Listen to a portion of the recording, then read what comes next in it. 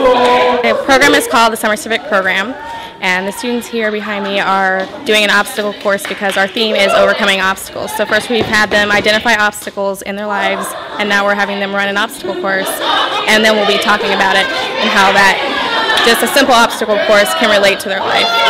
Okay, so listening to what word? Who found that it was hard to remember what order you're supposed to do it in?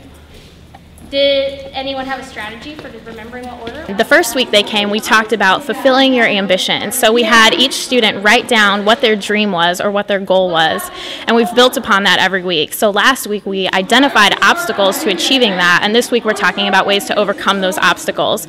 So doing activities like this is just a way for them to participate in kind of more abstract activities that have obstacles, and then help them identify those so that they can then relate it back to their own lives when we talk about their own goals and their own ambitions. They're learning a lot about working together as teams, taking the role as a leader, and then also just teamwork type stuff, and then like I said, to have fun as well. So you're going to keep passing the ball all the way down until you can get it down into this cup. If you get it all the way down to the cup and you miss, guess what? All the way back to the beginning, okay? Yeah.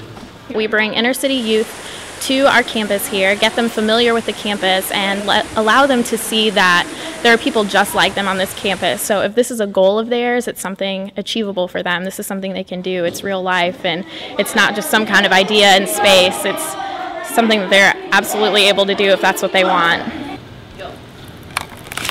And we're trying to make them see that just because outside perception is one thing, who they are as people cannot be defined by everyone else. They have to define themselves as who they are and what they do and what they contribute to their community, as opposed to what outer communities and other people say or define them as. The School of Education is actually based totally around urban education, so having these students who are all from the inner city, it really gives us an emphasis on focusing on students from the inner city atmosphere. As an education major, this gives me an opportunity to practice what I've been learning throughout the year as far as teaching goes and different teaching styles. What was hard when you used the softball, when you switched balls, but you could still talk?